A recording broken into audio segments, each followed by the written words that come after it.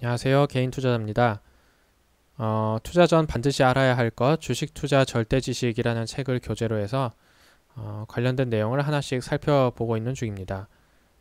이번 시간에는 전체 목차 중에서 제 8장에 해당하는 자금 관리 파트를 같이 한번 살펴보고 또 공부해보는 시간을 갖겠습니다. 자금 관리라는 것은 뭐 그 단어 자체는 이해하기 쉽습니다만 투자나 매매를 함에 있어서 우리가 개인 투자자로서는 쉽게 접하지 못했던 개념 중에 하나입니다. 이것은 리스크를 줄이고 이익을 늘리기 위하여 반드시 알아야 되는 그러한 개념입니다. 손실을 입게 될 때, 그리고 특히 큰 손실이나 누적 손실을 입게 될 때 충격을 완화해야 할 것이고, 그리고 수익을 얻게 되면 그것을 잘 불려나갈 필요가 있습니다. 그러기 위해서 전체 자금을 효율적으로 관리해야 되는데 그러한 방법에 대해서 알 필요가 있다라고 얘기하고 있습니다. 즉 손실을 입을 때 시장에서 아웃되지 않는 것, 나가 떨어지지 않는 것이 중요하다고 수차례 얘기를 해왔는데 그러기 위해서 자금 관리 전략이 필요한 것이고 수익을 쌓아 나갈 때에는 그 수익을 잘 불려나갈 필요가 있다는 것이고요. 그러기 위해서는 자금 관리 전략을 효율적으로 구사해야 된다는 것인데 이 책에서는 7가지의 자금 관리 전략에 대해서 제시를 하고 있습니다. 뒤이어서 차차 하나씩 살펴보는 시간을 갖겠습니다. 자금 관리가 왜 중요하냐 라고 물으신다면은 첫 번째로는 일단 파산은 막고 보아야 되기 때문입니다. 시장에서 아웃되지 않기 위해서 아웃이 돼버리면 그냥 성공할 기회조차 없으니까 아웃되지 않기 위하여 자금 관리 전략을 잘 활용해야겠다. 두 번째는 아웃이 안 됐으면 그때부터는 수익을 조금씩 더 늘려나가야 하는데 그렇게 수익을 늘려나갈 수 있는 방법으로 자금 관리 전략을 활용해야겠다는 것입니다. 전설적인 투자자 중에 한 명이라고 알려져 있는 레리 윌리엄스라는 사람은 스스로가 이렇게 얘기를 했어요. 아주 짧은 시간 동안 적은 돈으로 많은 돈을 벌었기 때문에 자기가 살아있는 전설이 되었다고 스스로 얘기합니다. 자금 관리 전략을 알게 되면 이미 그것으로 부의 왕국에 들어서 열쇠를 손에 넣었다고 이 사람은 얘기할 정도로 아주 중요하다고 이제 강조를 하고 있습니다. 실제로 이분은 뭐 실전 투자도에서 엄청난 성적을 거둬서 뭐 거래소인가 그 브로커인가 이런 데서 이 사람이 뭘 어떻게 했는지 막 자료를 다 조사하고 막 그렇게까지 했다고 하더라고요. 뭔가 조작이 있었던 게 아닌가라고 생각할 만큼 엄청난 수익을 거뒀다는 것이죠. 이분은 이렇게 자금 관리 전략이 중요하다고 얘기를 하고 있습니다. 자금 관리 전략 중에 대표적인 것이 두 가지인데요. 하나는 마틴게일 전략이고 다른 하나는 반 마틴게일 전략입니다. 마틴게일 전략은 왼쪽과 같은 것이고요. 반 마틴게일 전략은 오른쪽과 같은 것입니다. 수익이 생길수록 위쪽으로 가는 건데 마틴게일 전략 같으면 수익이 생기면 생길수록 자금의 규모를 줄이고 손실이 생길수록 더 큰 자금을 동원해서 손실을 극복하려는 데에 집중하는 것입니다. 반 마틴게일은 거꾸로 수익이 생기면 생길수록 그 규모를 더 크게 가져가고 손실이 생길수록 나의 시드머니를 줄여서 손실의 크기가 줄 수 있도록 방지하는 그런 역할을 하게끔 만들어진 자금 관리 전략입니다. 마틴게일 전략의 특징을 살펴보면 여러분들도 모두 느끼실 수 있을 텐데 수익이 생길수록 그 폭은 감소하는 특징이 있습니다. 점차 시드머니를 줄이게 되니까요. 하지만 시드머니를 줄이니까 수익을 까먹고 다시 본전으로 돌아오는 것은 힘듭니다. 그러니까 한번 수익권에 가면 그게 유지될 수 있을 것 같아요. 그리고 손실로 또 접어들게 되면 그냥 몇 번 수익을 보면 워낙 비중이 크기 때문에 여기에선 자금을 많이 동원하잖아요. 그러니까 몇 번 만에 바로 손실을 복구할 수 있다는 장점이 있지만 만약에 여기서도 손실이 거듭돼 버리면 더욱더 큰 손실을 입어버려서 그 폭이 걷잡을 수 없이 커지게 된다는 것입니다.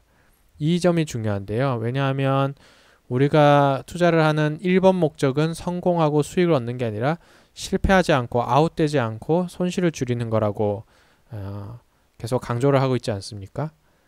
그런 관점에서 볼 때는 손실을 최소화하고 그리고 나가 떨어지지 않아야 하는데 마틴게일 전략은 운이 나쁜 경우에는 바로 그냥 큰 시드머니를 동원했을 경우에 더욱더 손실이 커져서 더 이상 살아남을 수 없는 지경에 갈 수가 있기 때문에 이러한 점에서 볼 때 마틴게일은 큰 단점을 지니고 있다고 볼 수 있습니다.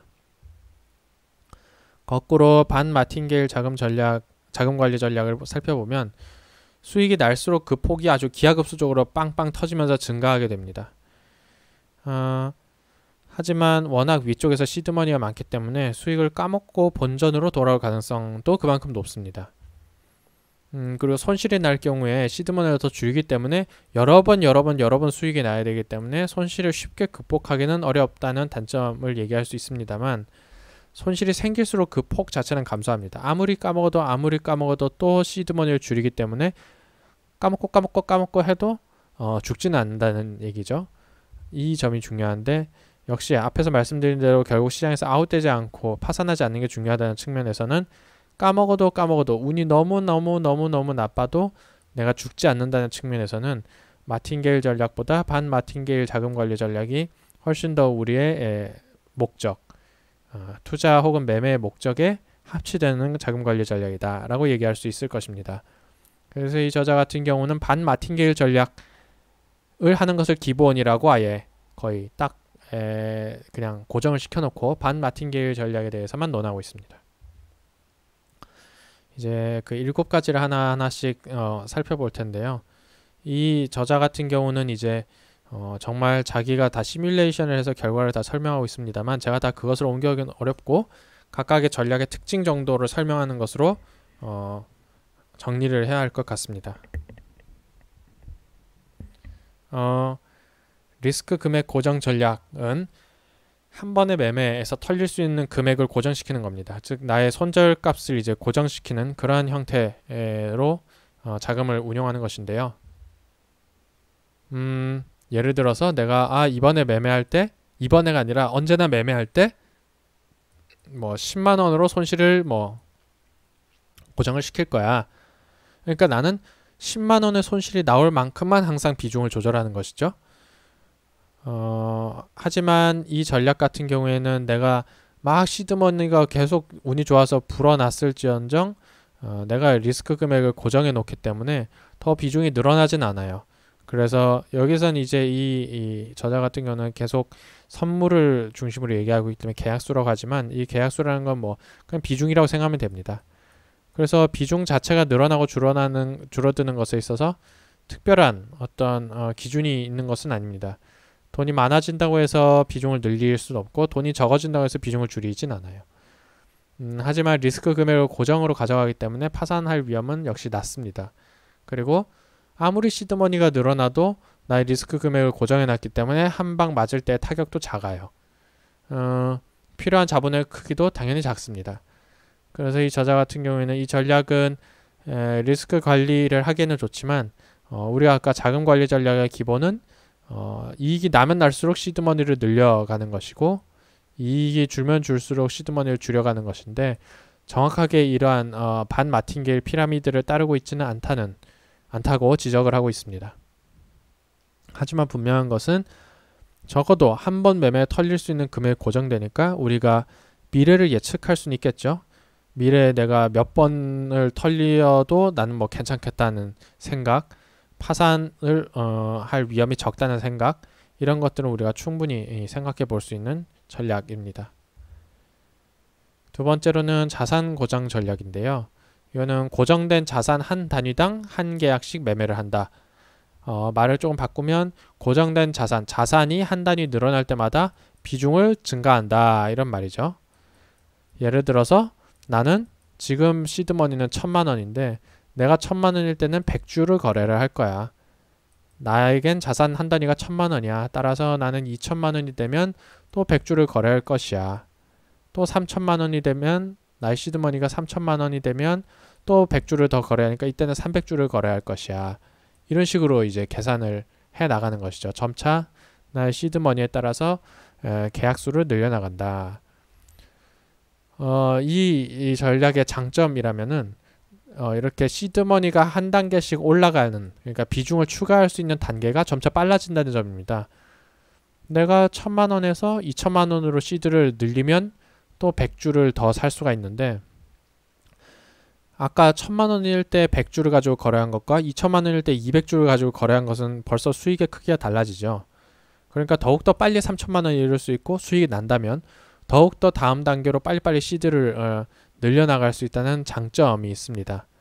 하지만 빨리빨리 시드머니가 다음 단계로 예를 들어서 이렇게 마틴게일 반 마틴게일 피라미드를 그려보면 내가 이렇게 올라가는 속도가 빠른 만큼 내가 손실을 보게 되면 이렇게 내려오는 속도도 빠릅니다.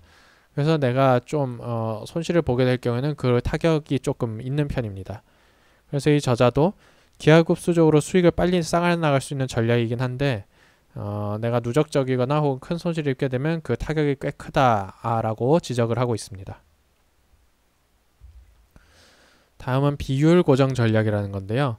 아까 자산 고정 전략에서는 나의 시드머니가 올라갈 때마다 비중을 늘렸는데 이번에는 시드머니 자체가 아니라 내가 투자한 그런 비중당 수익이 확보될 때마다 계약을 추가한다 라고 얘기하고 있는데 무슨 말이냐면 아까 자산 고정 전략은 1000 단위로 해서 이렇게 1000, 2000, 3000 이렇게 시드머니가 올라갈 때마다 100 그러니까 여기는 이제 200이 되는 것이죠. 200, 300 이런 식으로 나의 비중을 늘려갔다면 이번에는 처음에 1000으로 시작할 때 내가 100이라는 비중을 들였는데 이 100에서 얼마만큼의 수익이 나면 그 다음에 이제 다음 단계로 올라가는 것입니다. 이 시드머니가 중요한 것이 아니라 이 시드머니는 당연히 늘어나겠습니다만은 시드머니에 따라서 하는 것이 아니라 내가 100주를 투자했는데 1주당 수익이 1000원이 났다. 그러면 내 자산이 올라가잖아요. 그러고 나서야 비로소 내가 200주를 사야지. 그 다음에 또 200주 다음에도 이게 한 주당 또 뭐 1000원씩 수익이 나야 그 다음 내가 300주로 늘려가야지. 이렇게 내가 투자한 그런 비중 당 수익이 확보될 때마다 점차 비중을 늘려나가는 방식입니다. 이것도 역시 당연히 모든 자금 관리 전략이 그렇지만 기하급수적으로 좀 올라가는 속도가 빨라집니다만 자산 관리 전략에 비해서는 그 속도가 조금 낮습니다. 왜냐하면 이 자산 고정 전략이죠. 예. 자산 고정 전략에 비해서는 시드머니 그러니까 이 계약수가 늘어나는 속도가 느립니다. 왜냐하면 앞서서 말씀드렸던 자산 고정 전략 같은 경우에는 내가 투자한 비중에서 벌어들여야 하는 수익의 크기가 점차 줄어들죠. 1000만 원만 벌면은 다음 단계로 올라가는데 똑같이 한 단위 1000만 원만 벌면 다음 단계로 올라가는데 내가 가지고 있는 주수는 점차 늘어나잖아요. 그러니까 내가 1000만 원을 버는데 드는 시간은 훨씬 더 짧아지잖아요. 그러니까 얘는 팍팍팍팍팍 다음 단계로 가는데 비율 고정 전략의 경우에는 내가 한 주당 벌어야 되는 금액이 고정이 되어 있기 때문에 얘처럼 이렇게 빨리 진행되지는 못합니다. 자산 고정 전략처럼. 그래서 아까 자산 고정 전략과는 다르게 한 번 맞을 때의 타격이 조금 견딜 수 있습니다. 자산 고정 전략보다는. 그래서 비교적 회복할 수 있는 능력이 남아있다고 이 저자는 평가를 하고 있습니다. 매매 가능 횟수 고정 전략이 있는데요. 전체 계좌 자산으로 매매할 수 있는 횟수를 고정하는 겁니다. 아까 리스크 금액 고정 전략과 비슷한데 나는 100번 매매할 거야. 나는 총 자금이 1000만 원인데 나는 100번 매매를 할 수 있을 거야. 정말 운수가 더럽게 안 좋아도 나는 100번 이를 때까지는 매매할 수 있을 거야. 즉 나의 한 번 손절 금액을 10만 원으로 하겠다는 뜻이죠. 근데 이걸 정하는 게 아니라 100번이라고 정해놓는 것이죠. 그래서 내가 시드머니가 올라가면 내가 시드머니가 2천만 원으로 올라가면 난 100번 이를 거야 하니까 손절 값이 20만 원으로 올라가는 것이죠. 이런 식으로 이제 리스크를 관리해 나가는 그런 방식입니다. 이것 역시도 당연히 계약수가 빨리 늘어나고 기하급수적으로 수익이 늘어나고 역시 파산 위험은 낮은데 얘도 역시 한 방 맞을 때 타격은 조금 있습니다. 왜냐하면 자산 규모가 늘어나면 늘어날수록 횟수만 고정되어 있으니까 한 번 손절할 때 금액은 따라서 올라가잖아요. 그러니까 내가 시드머니가 많아지면 아무리 횟수가 고정되어 있다고 하더라도 조금 타격을 입을 수밖에 없습니다. 하지만 개별 매매의 리스크를 관리할 수 있다는 측면은 상당히 매력적입니다. 그러니까 한번 매매할 때 내가 이만큼만 손절해야지라는 게 딱 부러지게 정해져 있기 때문에 그 점을 내가 헤아리면서 매매할 수 있다는 장점이 있습니다. 그 다음은 레리 윌리엄스라고 아까 그 전설적인 투자자가 제안한 리스크 고정 전략인데요. 최대로 내가 손실을 볼 수 있을 것이라고 생각하는 금액을 정해놓고요. 그 다음에 이 위에 있는 식은 계좌 자산 곱하기 고정된 리스크 비율은 내가 얼마만큼 이거는 얼마만큼 내가 계좌에서 마이너스가 나는 것을 보고 있을 수 있느냐는 얘기죠. 나의 리스크 감내 금액으로 볼 수가 있겠죠. 이렇게 해서 나의 매매 계약수 혹은 비중을 조절한다 라고 합니다. 여기서는 이 분모의 최대 손실 금액이라고 되어 있죠. 그러니까 매매당 금액이 아니라 내가 최대로 얻어맞을 수 있는 금액을 여기에다가 분모에다가 갖다 놨기 때문에 각 매매의 어떤 손절값을 따지는 것은 아닙니다. 이 저자는 이 전략에 대해서 수익을 빨리 쌓아나갈 수 있지만 소자본에서는 적용이 어렵다고 얘기를 하고 있습니다. 왜냐하면 누적 손실에 대한 인내가 필요한 전략이기 때문에 아까 여기서 분모에서 봤지만 최대 손실 금액이라는 걸 정해놓고 각 개별 매매에 대한 그런 걸 따지는 것이 아니기 때문에 누적 손실에 대한 인내가 필요하기 때문에 큰 자본을 활용하는 경우에만 꼭 그런 건 아닙니다만 그때 사용하는 것이 좋다라고 얘기를 하고 있습니다. 리스크 비율 고정 전략은 비슷한데요. 여기에서는 아까의 분모에 있던 최대 손실 금액이 아니라 개별 매매 리스크를 분모에다가 넣는 것입니다. 그러니까 이 전략 같은 경우에는 아까 윌리엄스의 리스크 비율 고정 전략과는 조금 다른 측면이 있는 것이죠. 최대 손실 금액이 아니라 개별 매매 리스크를 분모에다가 두고 있습니다.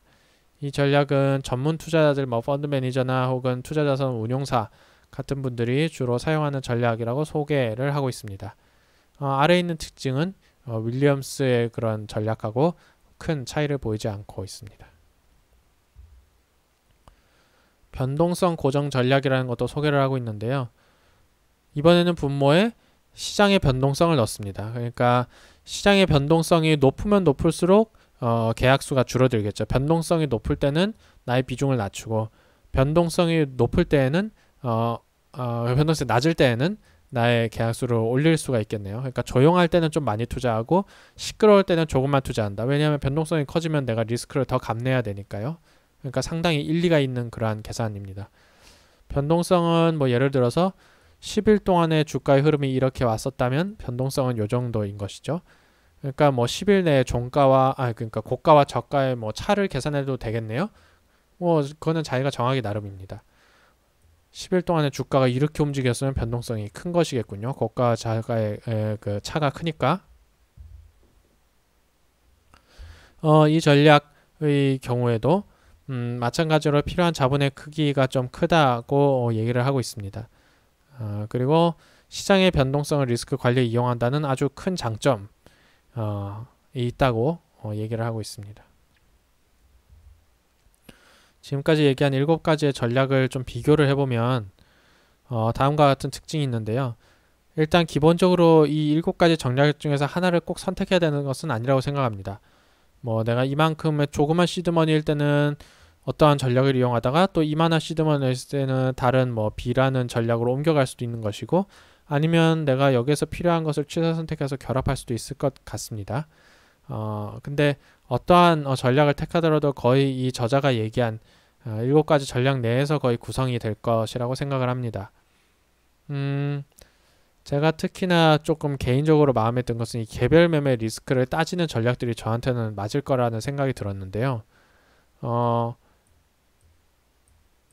이런 전략들이죠. 리스크 금액을 한번 손절할 때 딱 값을 정해놓는 리스크 고정 전략, 그리고 매매 횟수를 정해놓으면 또 나의 그 손절 금액에 딱 답이 나오니까 그것을 정해놓는 전략, 그리고 리스크 비율 고정 전략 같은 경우에도 아까 개별 매매 리스크를 따져서 분모에다가 두었었죠. 이런 식으로 개별 매매 리스크가 얼마인지 전 확보되어야, 저한테 딱 확정이 되어야 좀 매매 임할 때 좀 마음 편하게 매매 임할 수 있다는 생각을 저는 개인적으로 하고 있습니다. 그리고 소액 자본 가능하다는 전략은 이제 이 앞쪽에 있는 전략들이 주로 소액으로 가능하고 뒤쪽은 큰 액수가 가능하다고 이 저자는 설명하고 있는데 저는 꼭 그렇다고 생각하진 않아요. 그만큼 뭐 비중을 줄여도 상관은 없으니까요. 그만큼 더 계약수라든가 혹은 내가 사는 주식의 수를 줄이면 되는 것이니까 이 뒤에 있는 전략을 이용할 때 꼭 그 자본이 커야 된다는 생각은 뭐 크게 동의하기는 좀 어렵습니다. 금액 고정 전략의 경우에는 반 마틴게이를 완벽하게 따르고 있지는 않다는 특징이 있어서요. 리스크 금액 고정 전략 외에 어떤 것이든 택해도 되지 않을까. 근데 나는 개별 매매 리스크를 따지는 걸 좋아하니까 매매 횟수 고정 전략을 하는 게 나한테 가장 맞겠다. 저는 내심 그렇게 생각은 하고 있는데요. 얘 같은 경우도 이제 이르면 적게 매매하는 것에 대해서 좀 확실하지 않기 때문에 어떠한 자금 관리 전략을 택해야 될지는 제가 좀 더 시간을 두고 생각해 봐야겠습니다만 계략적으로 이런 7가지의 전략이 이러한 특징이 있다는 것 정도는 우리 모두 한 번 정도는 이해하고 또 생각해 봐야 될 것 같습니다. 여기에서의 화두는 아니 아무리 자금 관리가 중요해도 수익이 안 나면 소용이 없는 거 아니냐. 돈만 관리한다고 돈이 벌어지나? 당연히 그렇습니다. 그렇기 때문에 매매 전략이 매우 중요한데 만약에 내가 매매 전략을 어떻게 짰더니 이런 식이라도 수익이 계속 난다. 수익이 계속 나는 전략이라면 1원 아주 고빈도로 농축해서 짧은 시간 내에 많이 1원을 모으면 되지 않겠어요?